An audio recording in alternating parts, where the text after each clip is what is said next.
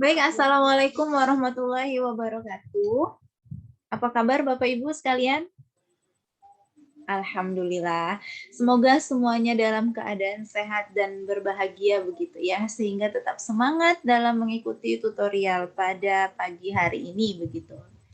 Baik, senang sekali Bapak Ibu, saya bertemu kembali dengan Bapak Ibu sekalian pada hari ini dalam mata kuliah Eksi 4205 Bank dan Lembaga Keuangan Non-Bank. Tentunya masih bersama saya, Ayu Yunisi, SEI MEK, begitu ya Bapak Ibu. Baik Bapak Ibu, minggu lalu kita sudah membahas terkait sistem pembelajaran jarak jauh dan belajar mandiri begitu. Nah, saya harap Bapak Ibu sudah mengimplementasikan sistem belajar mandiri itu sendiri dengan cara membaca modul Bapak Ibu sebelum masuk ke tutorial atau sebelum masuk ke tutorial pada hari ini begitu ya. Baik Bapak Ibu, minggu ini kita akan membahas mengenai aset keuangan. Nah, nantinya akan ada banyak hal yang menarik yang akan kita kaji dalam materi pada kali ini. Namun sebelum saya masuki materi, izinkan saya untuk membagikan atau men-share screen ya, begitu terkait dengan PPT yang sudah saya siapkan. Oke, sebentar Bapak Ibu ya.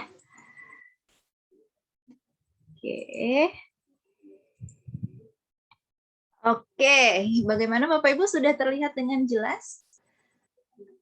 Ya, baik, terima kasih. Sudah siap ya Bapak Ibu untuk memulai tutorial pada pagi hari ini?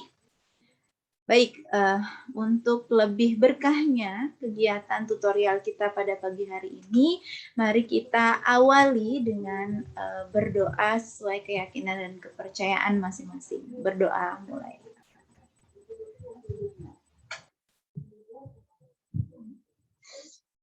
Baik, Bapak Ibu, sudah terlihat jelas ya di layar. Hari ini kita akan membahas mengenai aset keuangan. Tentunya aset keuangan ini ada atau bagian dari mata kuliah Eksi 4205 Bank dan Lembaga Keuangan Non-Bank. Nah, tentunya kita akan mengkaji materi aset keuangan ini secara bersama-sama begitu ya. Dengan saya Ayu Yunisi, SEI MEK. Baik, adapun tujuan yang ingin dicapai atau kompetensi khusus yang ingin dicapai ketika Bapak Ibu mempelajari aset keuangan ini adalah sebagai berikut. Oke, yang pertama, Bapak Ibu diharapkan setelah mengikuti tutorial ini mampu untuk menjelaskan tentang berbagai aset dan aset keuangan.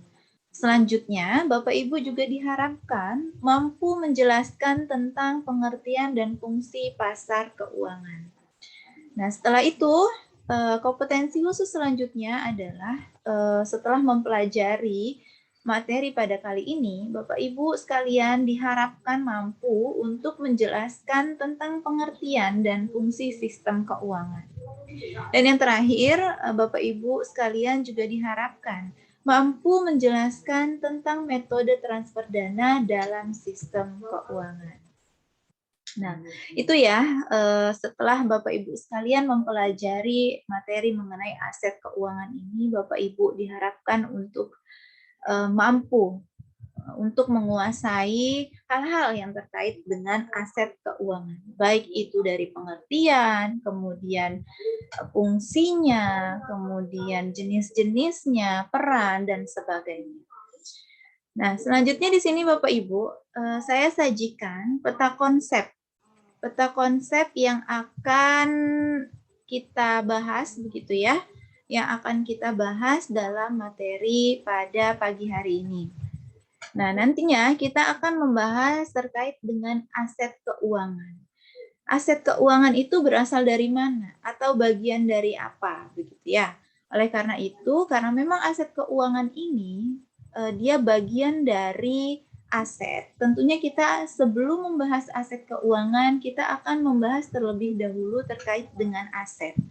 Di mana aset ini ada aset tidak berwujud, ada juga aset berwujud. Nah, aset keuangan nanti kita akan lihat ada di bagian mana. Apakah dia bagian dari aset tidak berwujud atau aset berwujud. Nah, kalau kita lihat dari peta konsep ini, tentunya ya jelas ya, kalau aset keuangan itu adalah bagian dari aset tidak berwujud begitu. Nah, apa saja nantinya yang akan kita bahas terkait dengan aset keuangan? Nah, di sini saya juga sudah paparkan ruang lingkup pembahasan kita. Jadi di dalam aset keuangan itu nanti kita akan membahas dari bentuknya. Apa saja sih yang termasuk contoh dari aset keuangan itu? Kemudian, apakah aset keuangan itu bisa diklaim? Jika bisa, apa bentuknya? Bagaimana klaimnya? Begitu.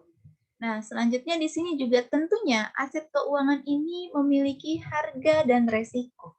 Nah, harga dan resiko dalam aset keuangan itu nanti kita akan bahas begitu juga ya. Oke, mohon maaf Bapak Ibu, ini share screen-nya ternyata dia keluar. Jadi saya coba untuk cari lagi ya begitu. Oke. Ini ya Bapak Ibu ya. Nah, baik. Nah, di sini mohon maaf sudah terlihat jelas ya. Baik. Nah, sudah terlihat jelas di sini. Saya lanjutkan kembali ya Bapak Ibu. Nah, jadi aset keuangan itu memiliki harga dan resiko. Nah, nanti kita akan membahas bagaimana bentuknya, harga dan resiko dari aset keuangan itu sendiri. Dan yang terakhir, pembahasan kita akan berakhir pada pembahasan mengenai peran dari aset keuangan itu sendiri. Nah, di sini sudah jelas ya peta konsepnya ya, sudah tertera. Nah, selanjutnya kita langsung saja masuki bahas diskusi terkait dengan materi hari ini, yaitu aset keuangan. Namun sebelum masuk ke aset keuangan, tentunya kita akan membahas mengenai aset. Baik, Bapak Ibu sekalian. Menarik ya.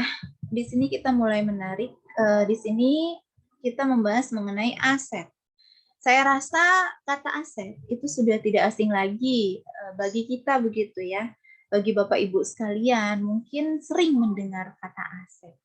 Nah, ketika saya menyebutkan kata aset, kira-kira apa yang tergambar atau terpikir oleh Bapak Ibu sekalian? Ada yang ingin memberikan pendapatnya? Saya persilakan. Ya, Bapak Budi, silakan. Aset. Oh, terkait investasi. Oke, baik Bapak Budi. Selanjutnya, Ibu Nelly. Oh ya, silakan Ibu Nelly. Kira-kira apa Bu? Kalau misalnya Ibu mendengar kata aset, yang terbayang dalam pikiran Ibu apa? Emas. Oh, luar biasa. Karena perempuan ya, mungkin koleksi emasnya itu banyak gitu ya. Kira-kira kenapa Bu? Ibu langsung terbayang aset itu emas begitu? Oh, tepat sekali. Ya, karena berharga gitu ya, Bu. Bisa dijual lagi gitu ya, Bu. Oh, bisa jadi apa? Tabungan begitu ya, Bu. Oke. Terima kasih, Bu Nelly. Ada lagi yang ingin memberikan pendapatnya? Oh ya, Pak Budi silakan. Oh, Pak Budi. Apa Pak Budi? Kebun. Oh, luar biasa. Oke, kebun. Kebun sawit ya, kebun karet gitu ya. Karena memang di Bengkulu ini kan banyak, di Sumatera ya, banyak kebun begitu ya. Aset. Oke, baik, luar biasa sekali Bapak Ibu sekalian sudah memberikan contoh dari aset. Tadi sudah disebutkan oleh Bapak Ibu sekalian bahwasanya aset itu misalnya contohnya emas, kemudian investasi, kemudian kebun begitu ya. Lalu apa sih aset itu sebenarnya begitu ya? Nah, jadi di sini bisa kita lihat bahwasannya aset itu adalah kepemilikan atas suatu barang yang memiliki nilai tukar. Jadi benda yang apa namanya yang kita miliki kemudian dia memiliki nilai tukar. Nilai tukar dalam arti bisa dijual, bisa ditukar dengan benda lain, misalnya seperti itu.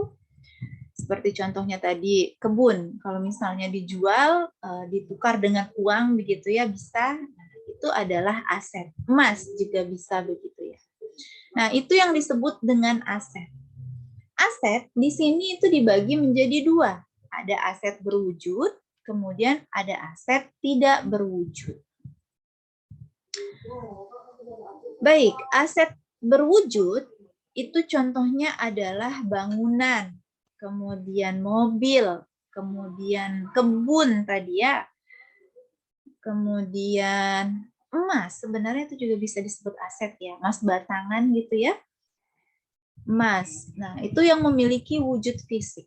Jadi artinya adalah aset berwujud itu adalah aset yang nilainya tergantung dalam bentuk fisik.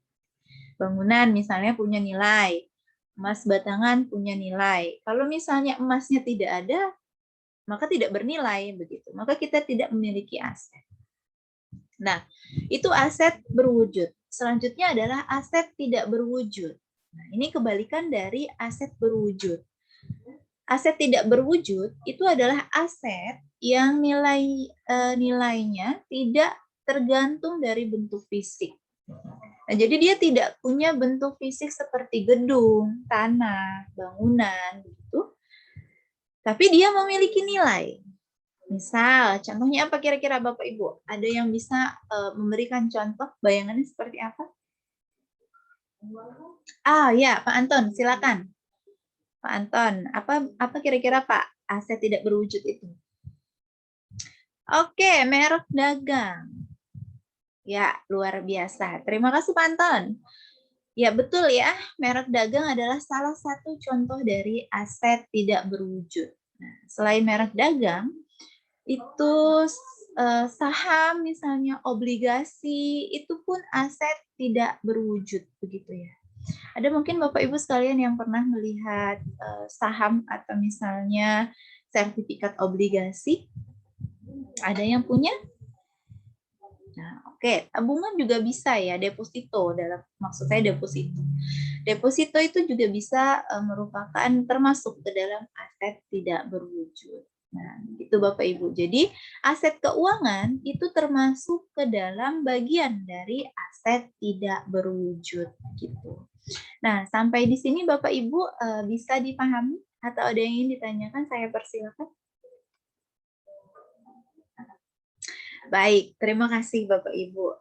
Saya harap sudah cukup jelas ya untuk pengertian aset, kemudian bagian-bagian dari aset, aset berwujud ataupun aset tidak berwujud, dan lain sebagainya. Baik, jika tidak ada yang ingin didiskusikan, saya lanjutkan kembali pembahasannya. Jadi aset itu berperan sebagai, ada dua peran ya, ada dua peran aset keuangan. Yang pertama adalah sebagai media untuk memindahkan dana atau intermediasi, yang selanjutnya adalah sebagai media untuk membagi resiko begitu.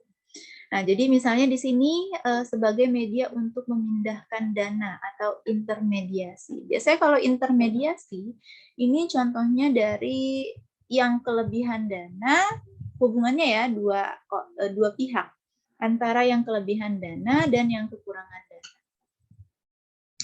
Misal kita punya aset di beberapa atau portofolio begitu ya, aset di dalam beberapa bentuk. Misal ada deposito, kemudian ada saham, kemudian ada surat obligasi dan lain sebagainya. Ketika kita misalnya mempunyai satu perusahaan nih, perusahaan kita membutuhkan dana untuk pengembangan begitu ya, untuk pengembangan, kita bisa menjual salah satu aset yang kita miliki.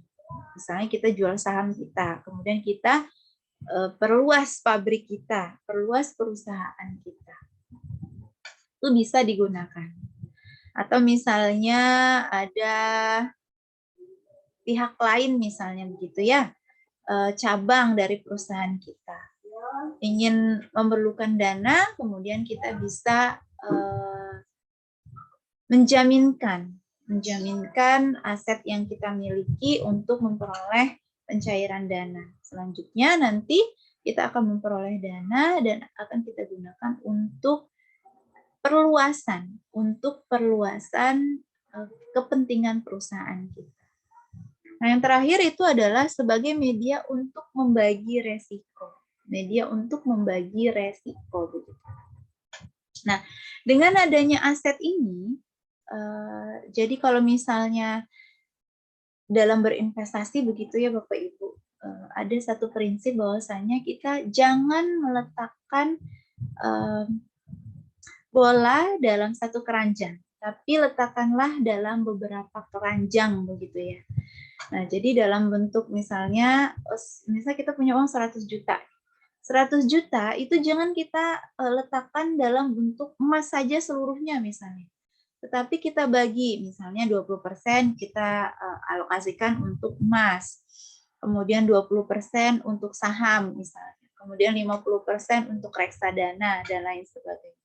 Jadi, ketika ada resiko, kita tidak akan rugi. Misal, kalau misalnya harga saham turun, kalau kita letakkan seluruh uang kita yang 100 juta itu untuk saham, ketika harga saham kita turun, maka kita akan rugi, resiko yang akan kita tanggung lebih besar. Kita akan kehilangan 100% aset yang kita miliki. Tapi kalau misalnya caranya adalah dibagi-bagi tadi, kita hanya kehilangan 20% misalnya yang rugi. Tapi kita kan masih punya di emas 20%, di reksadana 50%, misalnya seperti itu. Nah, jadi aset keuangan ini bisa digunakan untuk media intermediasi ketika kita membutuhkan dana, kita bisa mencairkan aset yang kita miliki, dan ini liquid ya, dalam arti itu mudah untuk dicairkan. Nah, yang kedua adalah sebagai media untuk membagi resiko, begitu. Media untuk membagi resiko. Oke, baik Bapak Ibu sekalian, sampai di sini ada yang ingin ditanyakan? Oke, sudah jelas ya? Gimana Bapak Budi? Oke, sudah cukup. Terima kasih Bapak Budi. Baik Bapak Ibu sekalian, jika tidak ada lagi yang ingin ditanyakan, mungkin saya akhiri ya pertemuan kita pada hari ini, materi tutorial kita pada hari ini. Namun sebelum saya akhiri, saya akan memberikan tugas partisipasi atau bagi Bapak Ibu sekalian begitu ya. Nah, di sini saya ada kasus 1, kemudian ada kasus 2. Nanti Bapak Ibu sekalian silakan jawab pertanyaan yang saya berikan. Jadi dari kasus 1 dan 2 itu silakan berikan atau solusi untuk permasalahan yang dihadapi oleh Tuan A dan Nona K terkait dengan aset keuangan ini ya. Jadi ada permasalahan antara Tuan A dan Nona K.